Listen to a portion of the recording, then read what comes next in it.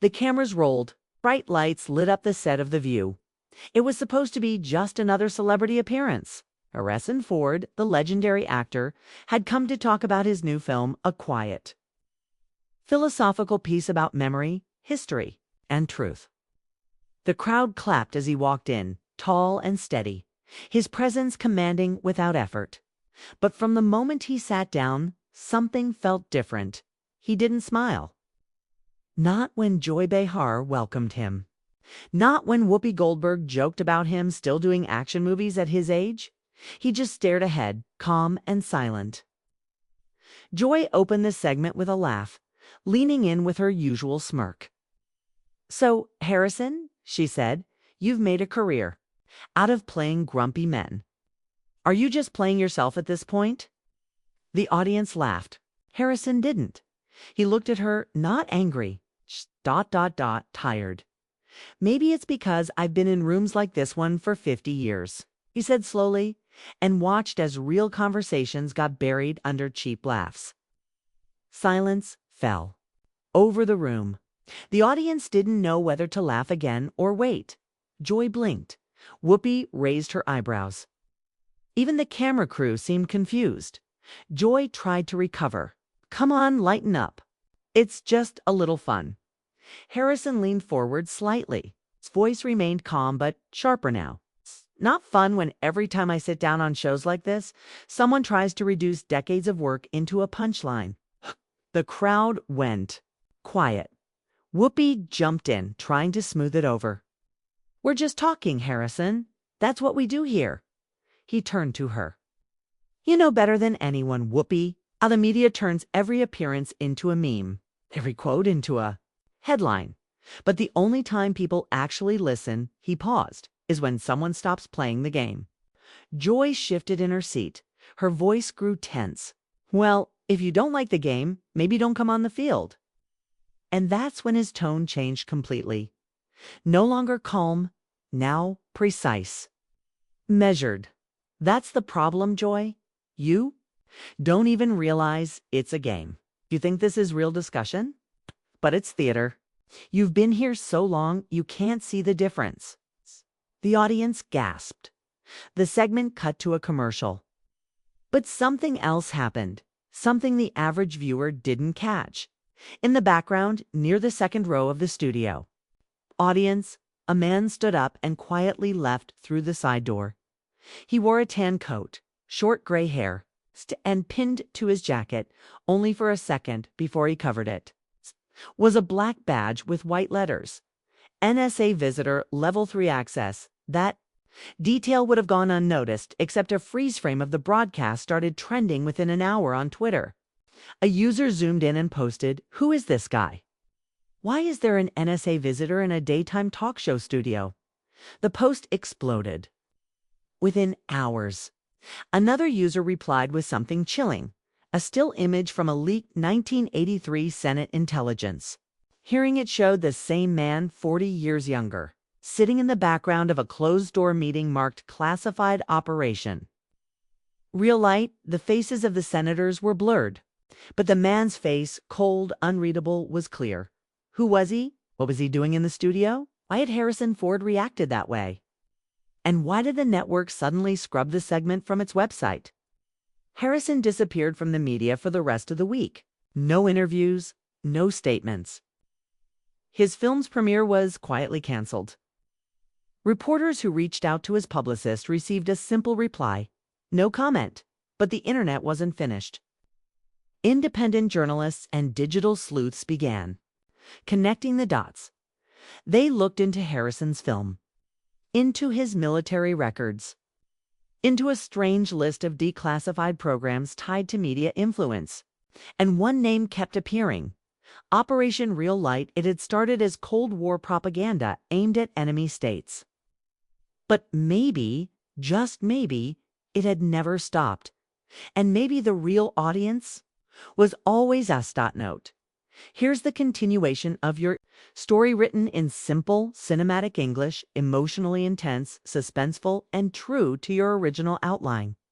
Rain tapped softly against the window of a small apartment in Washington, D.C. Inside, Journalist Amira Taghi stared at her laptop, replaying the now-deleted View segment over and over. She wasn't interested in Joy Behar or even Harrison Ford's reaction. She was looking at the man in the background, the one with the NSA badge who left the studio without a word. She zoomed in, paused, enhanced. Something about his face felt familiar, like a ghost from a forgotten file. Amira wasn't a gossip writer. She worked for Fieldline, a small but sharp independent investigative outlet. Her stories had exposed police surveillance networks, covert data programs, and offshore funding to news media. But this felt different. She typed Harrison Ford Operation Real Light NSA. Visitor -1983 Senate hearing. Her fingers stopped. A match blinked. It's an old scanned PDF from a military document archive. Redacted pages, names blacked out. But one line was still. Readable, Martin Hollow, present for live simulation test operation. Real Light, Phase 2, July 15th, 83. She froze. Martin Hollow. That was the man in the audience. But what was he doing at a daytime talk show? And why did Harrison Ford react like he'd seen something more dangerous than a bad joke? By evening, Amira was sitting across from her editor, Malik, at a low-lit cafe near Capitol South. Not enough, he said, sliding her laptop back toward her. A grainy image, a redacted document, and a movie star being grumpy on TV. That's not a story. It's speculation. I know what I saw, she said.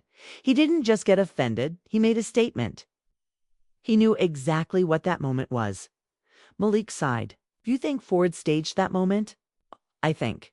He used it as a signal to who? She looked out the window. That's what I'm going to find out.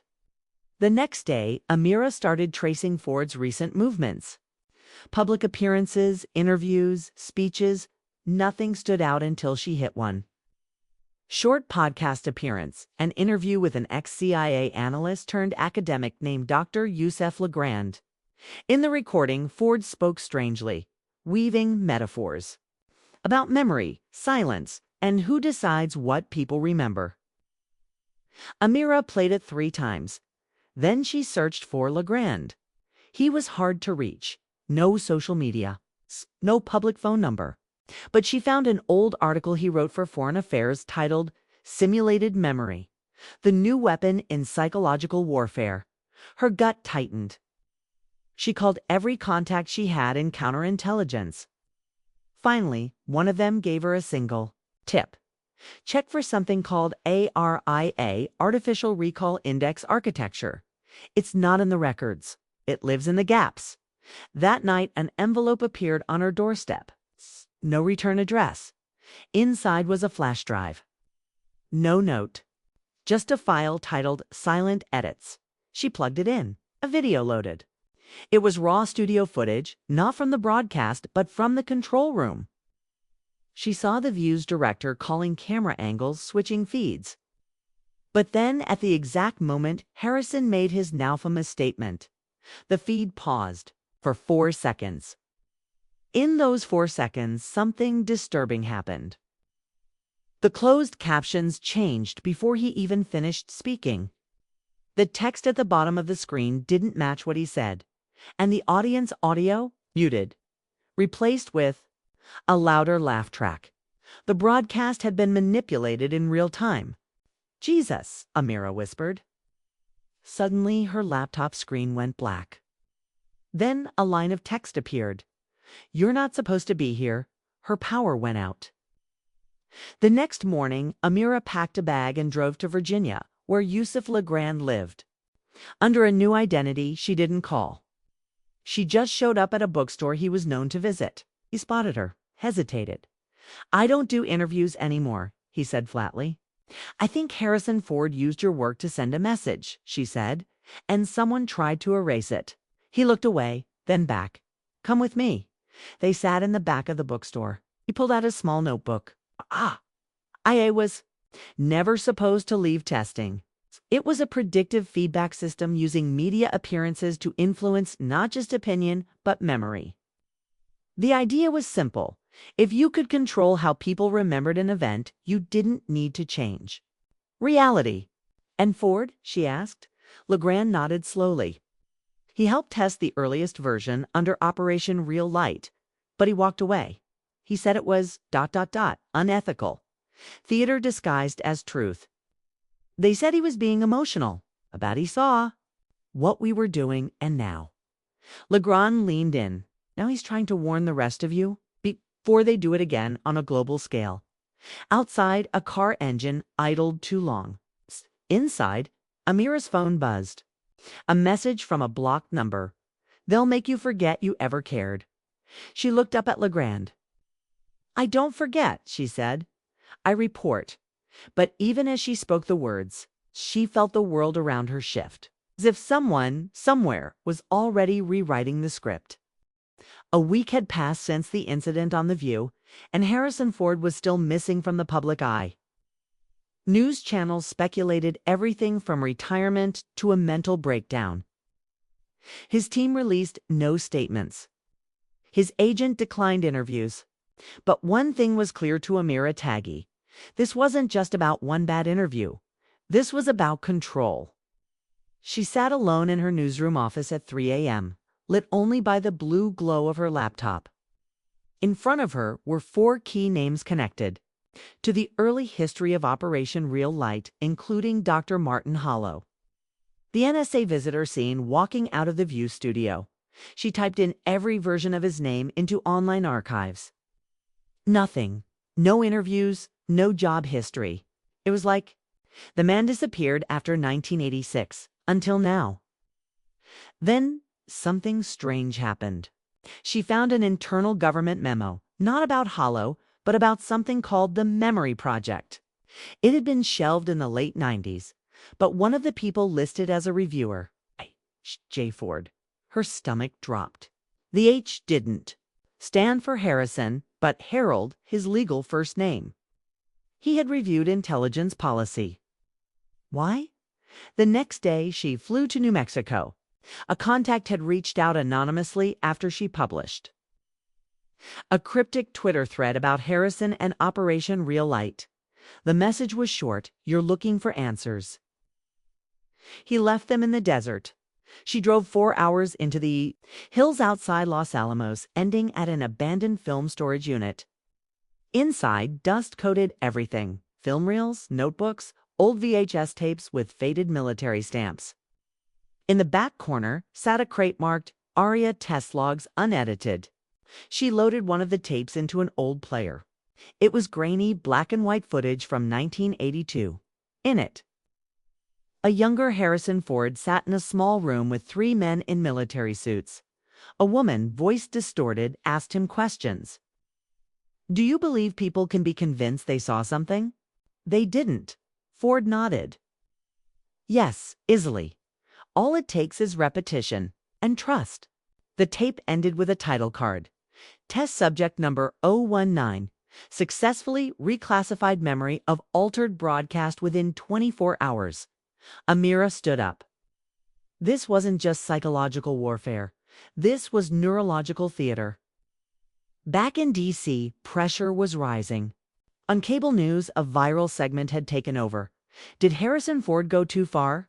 Panelists debated his tone, called him unprofessional, or hailed him as a truth-teller. But no one asked why the network pulled the segment without explanation, or why several audience members, including the man with the NSA badge, had left before the commercial break, except one person.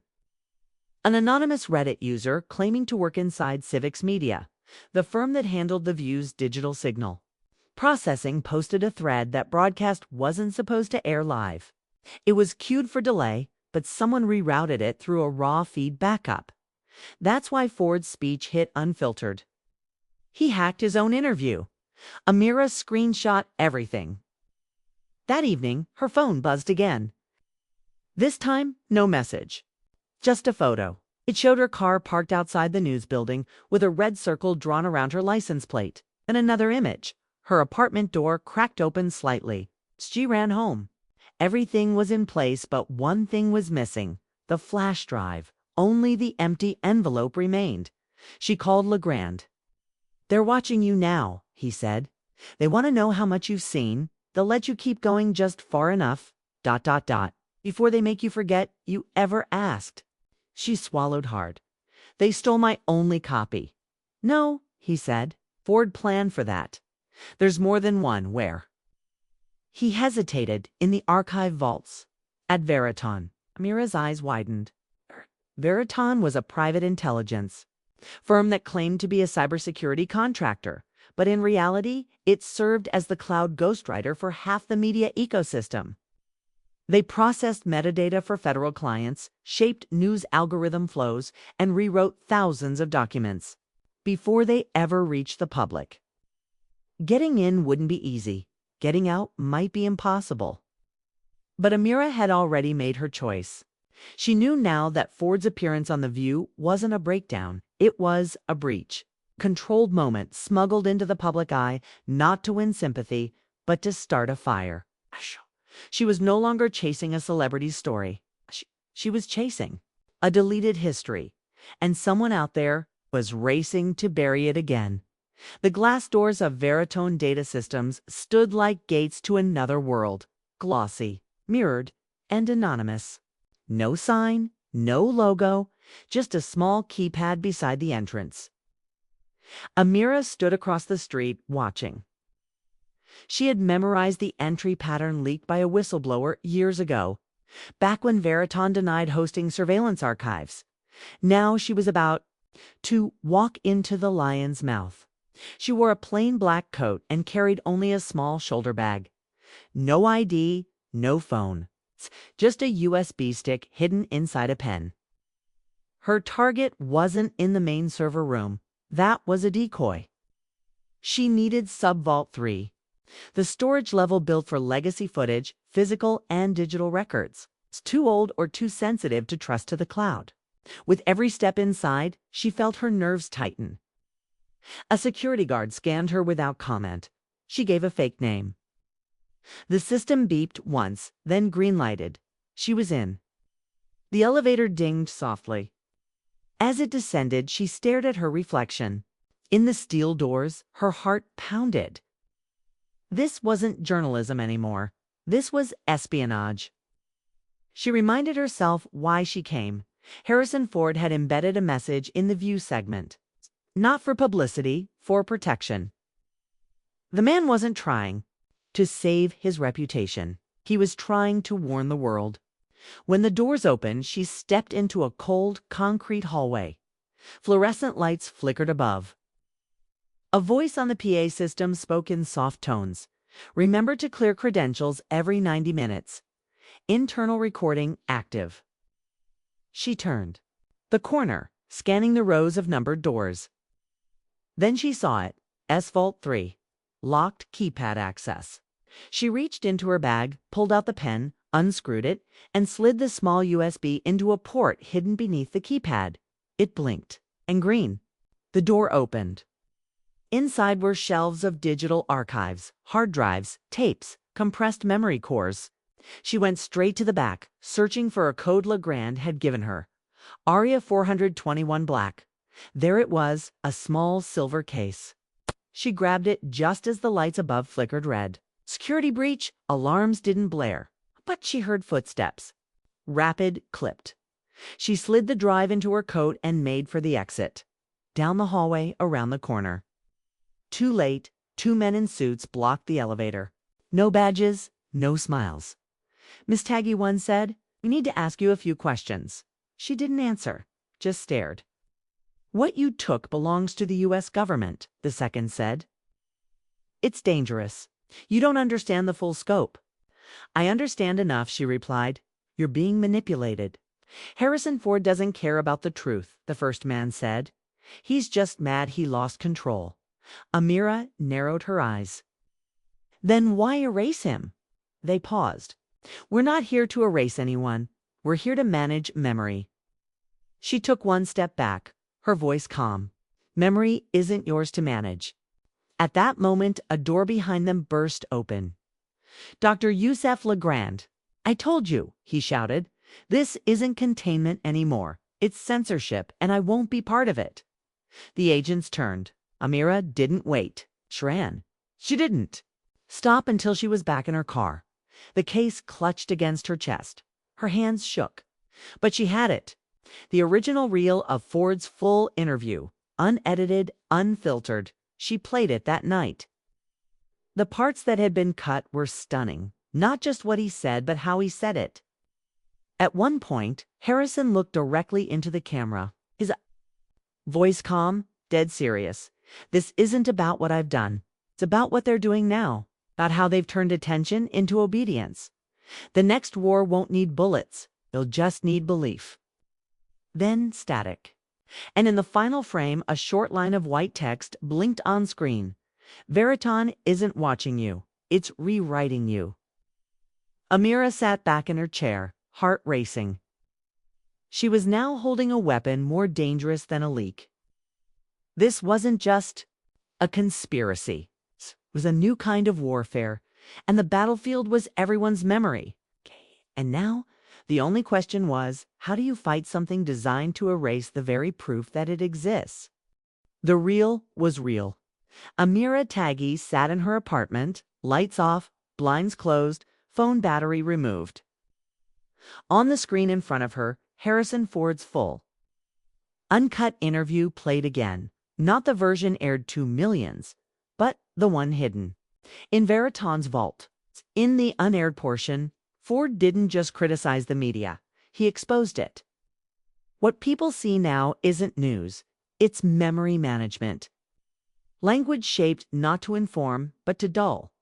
And if that sounds paranoid, maybe it's because they want you to call it that.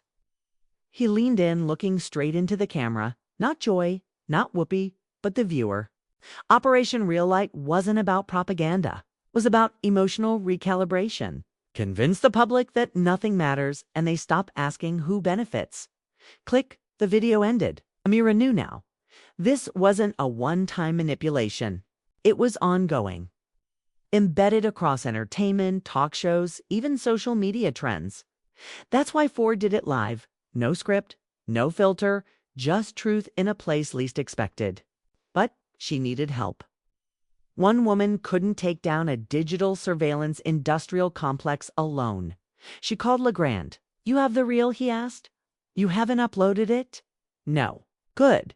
Because once you do, they'll move to neutralize you fast."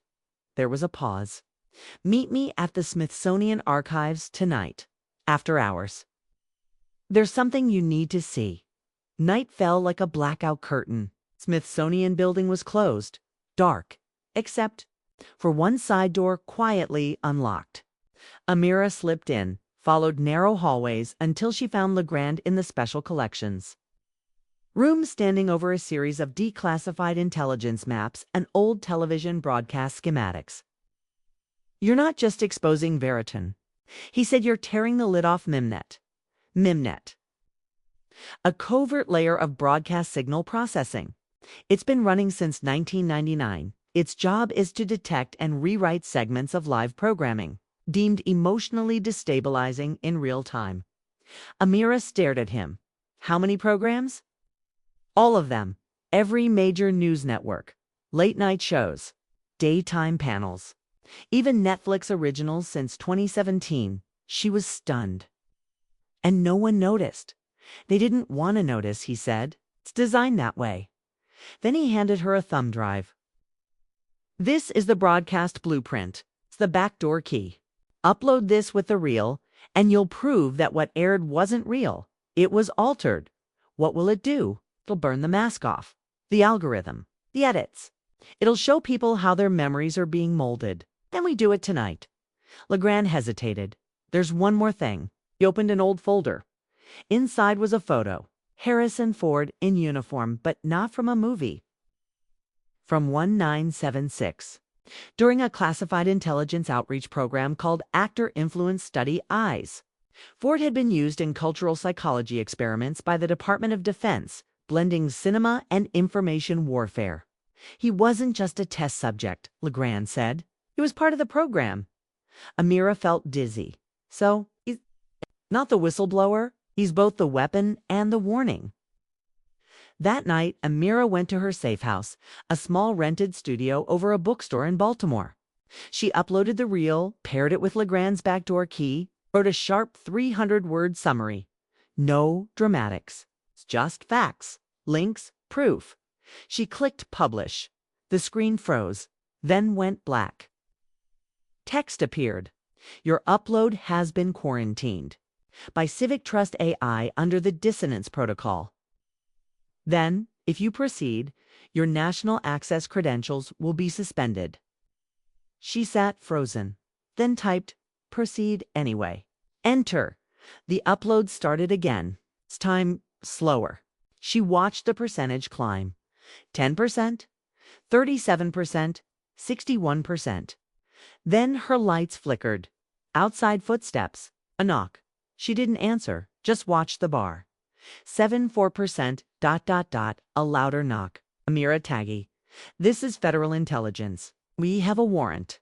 Her hand hovered over the laptop. 89%, ... She whispered, come on. 92%, ... Boom. The door burst open. But it was too late. 100% upload complete. The reel went live, across the world, phones buzzed, laptops dinged. The video hit encrypted platforms first, then Reddit, then dark web nodes, and finally, Twitter. The real view, Harrison Ford's deleted interview within minutes. It trended globally. But something else happened too. People began checking old clips, old interviews, old debates. And they started to see it tiny glitches, muted words, unexplained cuts, mismatched captions. Ford had been right. They weren't just being lied to, they were being rewritten. And now the spell was breaking. The world was no longer quiet. In cities and small towns, people gathered in bars, classrooms, and living rooms watching Harrison Ford's full, uncut interview, the one Amira had risked everything to release. His words weren't loud. They were clear, sharp, and dangerous to those who had built their power on silence. This isn't just manipulation. This is memory warfare. People couldn't look away. Within 24 hours, hashtags like #TheRealView and #MemoryWar were everywhere. News anchors scrambled to explain. Some claimed the video was fake. Others avoided it completely, but it was too late. The edit history had been verified by coders worldwide. The metadata was real. The blackout warnings Amira received, real, and the buried footage unquestionable. For the first time, the public understood the media wasn't just broken, it had been weaponized. Amira was in hiding now, not just from the U.S. government, but from something more complex, Civic's shadow. A private global intelligence contractor rumored to operate between nations without loyalty to any flag. They weren't after justice, they were after silence. She stayed in a safe house near Prague, with the help of an old contact from her days covering NATO intelligence leaks. Legrand had disappeared again, leaving only a note. There are more like him. Ford was the beginning. She knew what that meant. Other actors, other icons. Public voices used as both symbols and distractions. All of them part of the long experiment called Operation Real Light. But the question was, why now? Why had Ford chosen this moment to break? Her laptop buzzed. A secure server lit up. Incoming file, Project Sable Redline Directive. Level black, she opened it. No name, no sender. But it was legit. Inside was a presentation meant for high-level intelligence briefings. It detailed a new phase of Real Light, not just editing broadcasts, but pre-programming narrative memory, across platforms using AI and empathic suggestion clusters. The goal? To make certain events feel irrelevant before they even happened. This was more than censorship. It was pre-forgetting, and it had already begun. Meanwhile, in Los Angeles, the studios were on edge. Executives from multiple networks held emergency meetings. If what the video proved was true, that broadcast content could be altered in real time, even while streaming. The public would lose trust in every form of live media. The illusion of control was shattering. They needed a response. That night, a joint statement was issued. The so-called unedited Harrison Ford footage is part of an AI-enhanced deepfake experiment. We caution viewers against misinformation. But it didn't work. Tech experts immediately debunked it. Coders extracted fingerprint hashes from the reel and matched them to Veriton's servers. This was no deepfake. This was the truth. They had tried to bury, but the machine pushed back. Across platforms, the video began to disappear. YouTube flagged it. Instagram removed clips. Twitter throttled views. Even dark web forums reported sudden outages. And then news broke. Amira Taghi had been added to the U.S. National Digital Threat List. A fake warrant was leaked, accusing her of foreign disinformation operations. Suddenly, she wasn't a journalist anymore. She was a target. In Prague, a man approached her in a coffee shop. Mid-50s, quiet suit, American accent. "You can't keep running," he said. "I'm not running," Amira replied. "I'm watching. You're the ones panicking." He gave a small smile. "There's still a way out. Give us the rest of the archive." And this ends quietly. There is no quiet anymore. He leaned in. "You think Ford was a hero? He played his part. He's always played a part. He was allowed to speak so we could watch how people react. And you reacted perfectly." Amira's stomach twisted. "You used him." "No," the man said. "We released him. The real test wasn't whether he'd talk, it was whether you would." She felt the air leave her lungs. Everything she had done, every step she thought was her choice. They wanted this. "You're lying?" she whispered. "We told you," he said calmly. "This isn't about stopping memory. It's about managing its speed." Then he stood, dropped a card on the table, and walked away. She picked it up. Nothing on it. Until a second later, when invisible ink warmed from her fingers and revealed a word. Remember? Below it, Veriton event, timestamp. 7:15, 2:23 o'clock EST, that was tonight. Amira stared at the card. She had a choice. She could run, disappear, let the fire die out and hope history would remember at least some of what she tried to do. Or she could show up at that time, at that place, and see the next part of the script, whatever it was, with her own eyes. Because maybe Ford wasn't just the opening.